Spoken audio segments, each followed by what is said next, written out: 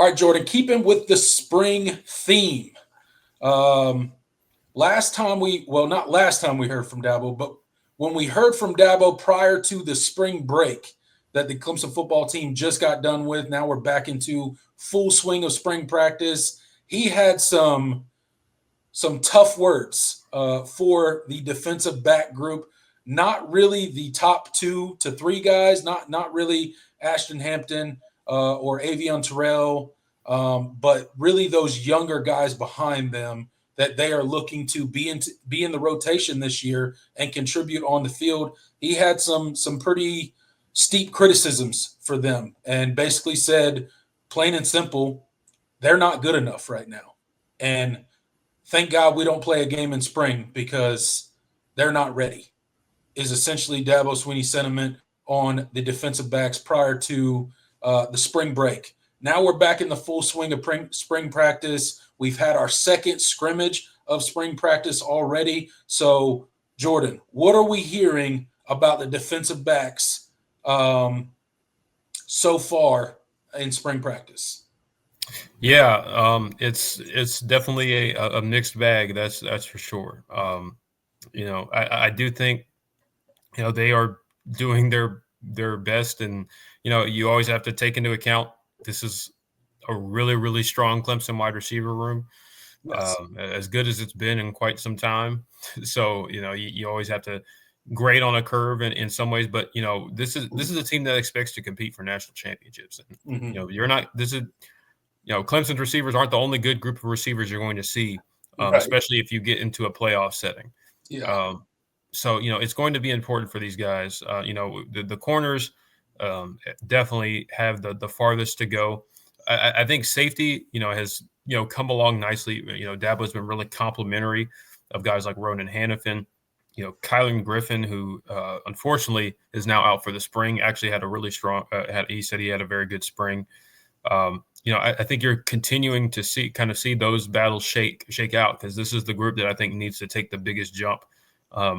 From now until the fall, because you need to be good on the back end. I mean, this Clemson defensive line, if is going to be formidable, but you still have to be strong on the back end. And I think you have the pieces to do that, but now it's just kind of a question. But I really do think that Ronan Hannafin is a guy we're going to see a lot. He just a name that keeps coming up. He has progressed from his transition last season from receiver to safety.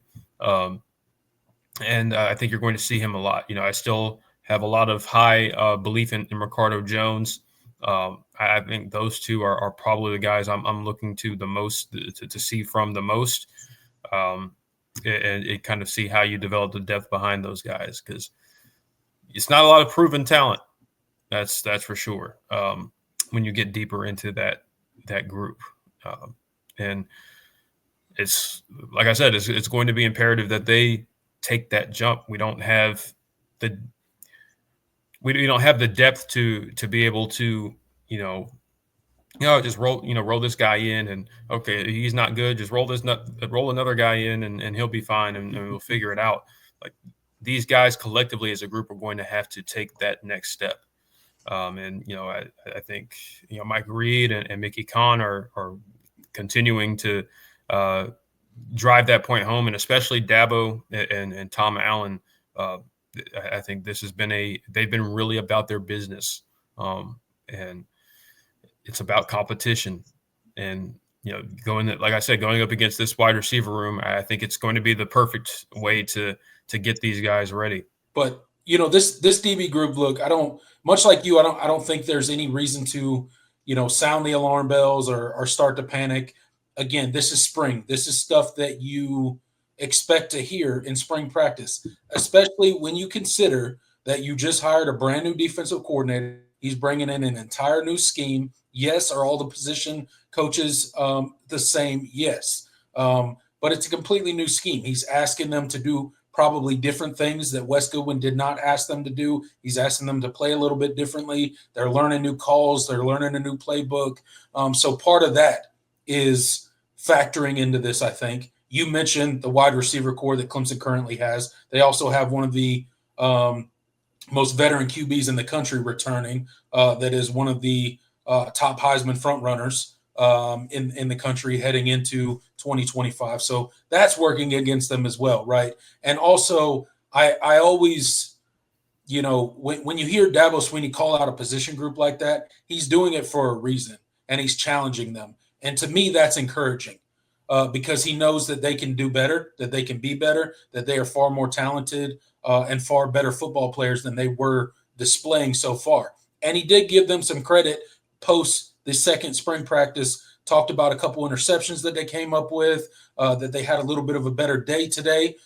So that's encouraging to hear as well. Talked about, I think it was Corey Gibson that he was talking about, that was in perfect position to make a play and then kind of panicked at the end and got a pass interference call. But he did credit him for, hey, he's a young guy. He's just got to learn to trust where he is, know the situational football, and stay competing in that play and not panic, right? So you are seeing, albeit small steps, but steps in a positive direction post spring break and into that second scrimmage that they just held in Death Valley today. So I think they will continue to progress as the spring goes on. We'll see how they look in the spring game.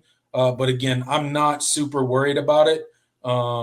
I think Mike Reed will have them where they need to be come fall camp.